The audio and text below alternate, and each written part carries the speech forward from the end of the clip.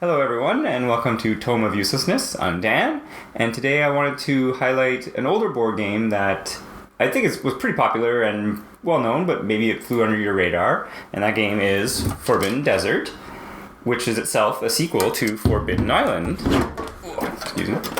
Forbidden Island. The reason I like the sequel better is that they took a lot of the mechanics from the first game here, Forbidden Island, and just kind of refined them and tweaked them a little bit to make a better game, in my opinion. Like this one, while a lot of fun, there's at some points where you can ignore a lot of the map, whereas they changed that mechanic so that you need the whole map, essentially, while you're playing the game. So, while this one's a lot of fun, I recommend the sequel, Forbidden Desert, more so, just because of the mechanics being a little tighter, a little better. Basically, in the game, you play a set of adventurers, and why it's kind of a sequel is in the end of the Forbidden Island, you flee the sinking island on a helicopter, and in the beginning of Forbidden Desert, your characters are crash landed in the desert in a helicopter.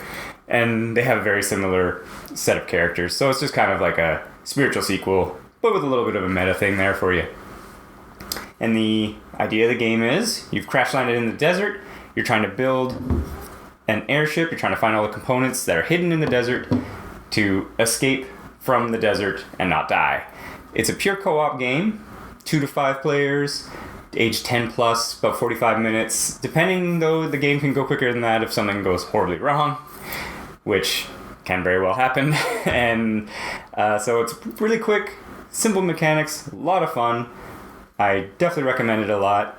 And like I said, just wanted to highlight that for you. What I like about this kind of game is not only is the mechanics, but there are some special characters, or everyone's got a different character. And I'll highlight them more a little bit. Everyone has a different special power, so you can kind of do things a little different than your allies. So you all have to kind of work together and maximize your character's abilities to win and beat the game, because the game is difficult. Despite the fact that it's a children's game, it's very hard to win. Sometimes you can get unlucky, of course, because there's a random card mechanic. And so if that goes against you, when you thought you were doing pretty well, it could all just collapse and you can get buried in the sand, or somebody can die of thirst and dehydration. So essentially, like I said, there's only one way to win, and that's to build the ship and get out. But you can lose in a variety of ways. You can see this little storm tracker here. If it ever gets to the top, which I've never seen actually happen, you automatically lose. If one of your characters dies from dehydration, the entire table lose. So you win or lose together. I think that's it for that.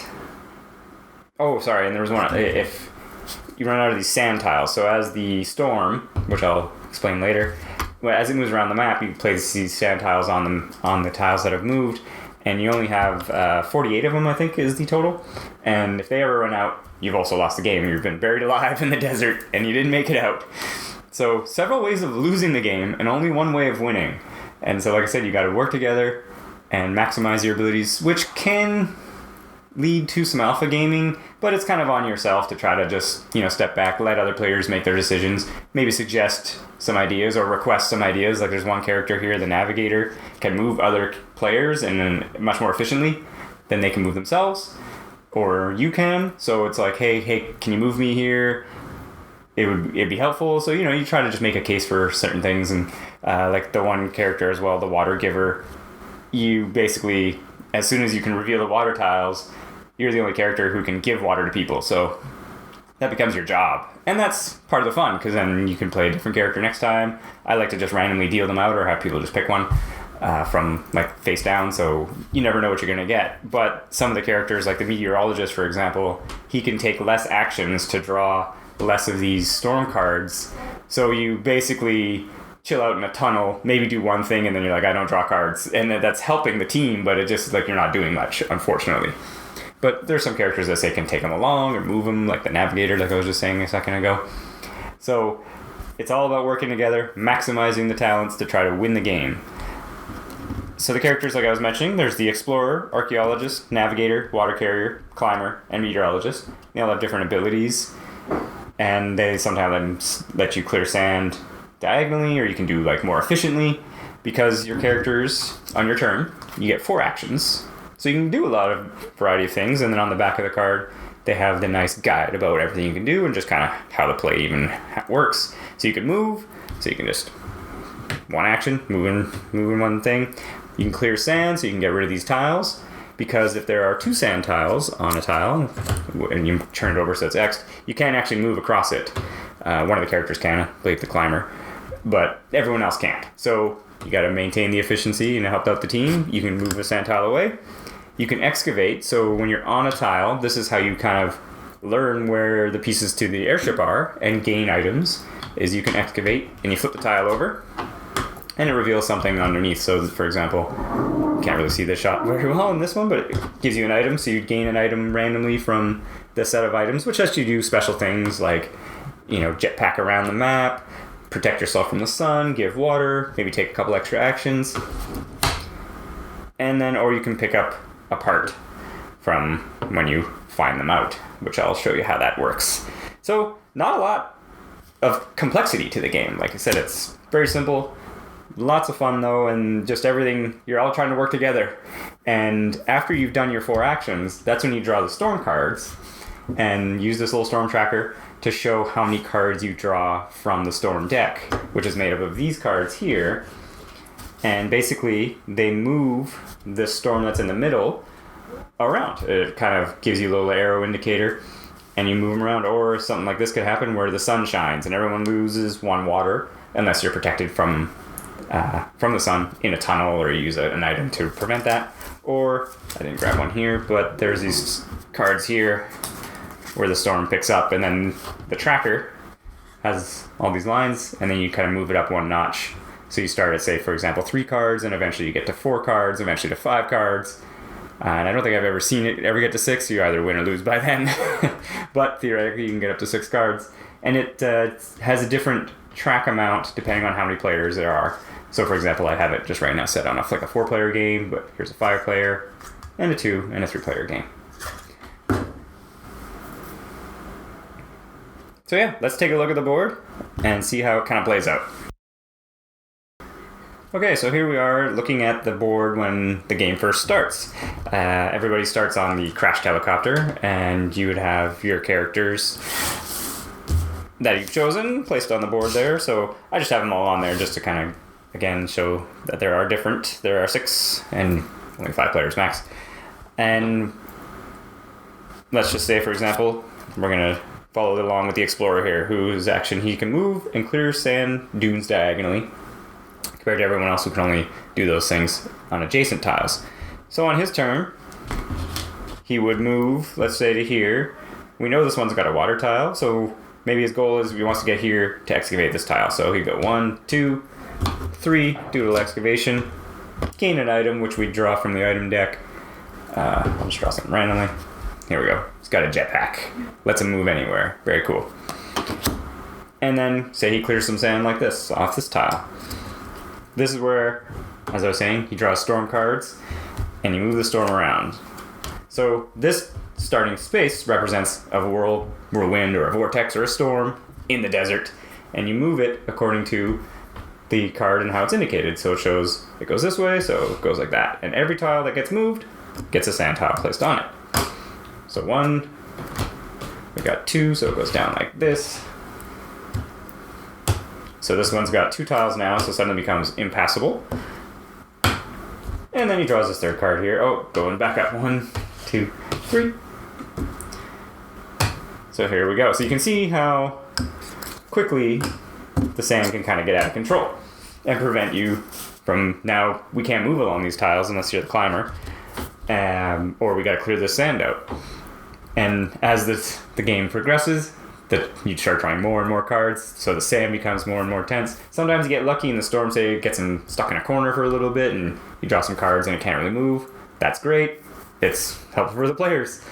The idea, like I was saying, is to try to find the location of the airship and the pieces to put it together. And how that's done is by exploring around and finding basically it'll show like a grid coordinate system. So here we know where this part appears along this row, so we have to figure out where it appears on the other one. So I'll just put some tiles randomly here.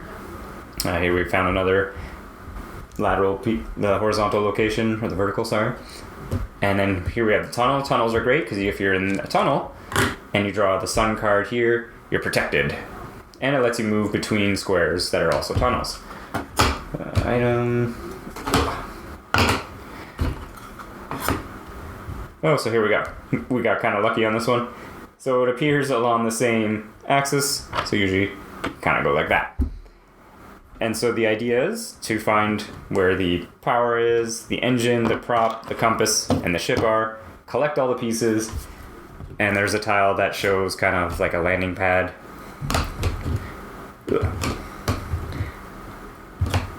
And that's where you kind of put it together to get away. Of course, it'll be the last one. So here again, some bad shuffling. So it'll be like, oh, there's the engine piece. Yeah.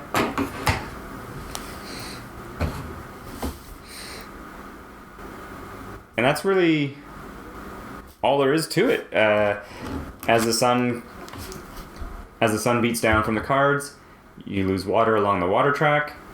Every character has a different amount of water that they can carry. The water carrier carries the most, and a couple people carry the least. Like this guy carries only 3. So if it ever gets down to the bottom, unfortunately, he's dead, and your team has lost. So the idea is you can use these water tiles, although one of them is fake, to be on there, replenish your water supplies, and then the water carrier, he can actually go back on there, replenish his water, give it to his allies to try to make sure that everyone stays hydrated.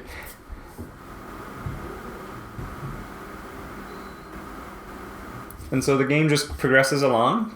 Every player goes back and forth, does their actions, draws their storm cards, and tries to find the pieces of the ship to put together, and then fly out of there to safety. And that's what makes it so great. Not too complex, really simple, but a lot of fun. And like I said, it keeps the map has to be active. You have to be able to use most of the map for most of the time. Yes, you're going to eventually find tiles where you don't need them anymore. Like, for example, this one, we don't need it, but we will need this space, because if this tile ever moves from the storm, our energy source, unfortunately, is on that space. So we're going to need to be able to get there eventually. And so you're going to use your digging. There's a couple sandblaster tools that can get rid of all the sand tiles in one go. So that's what makes the game more difficult. It's just as you go, everything's compounding against you, and you got to stay on top of it as best you can as a team. Let's take a look at some of the player powers here. So this guy can move, clear sand, and dune blast diagonally. Like I said, the meteorologist has the ability to take less actions to draw less storm cards. So him working in concert with some other players, very powerful.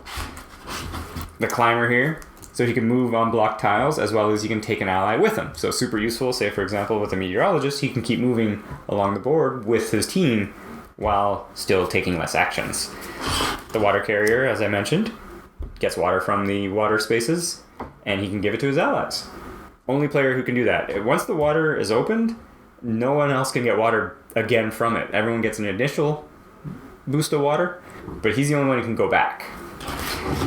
And you got the navigator, as I mentioned before. He can move other players 3 spaces by only using 1 action.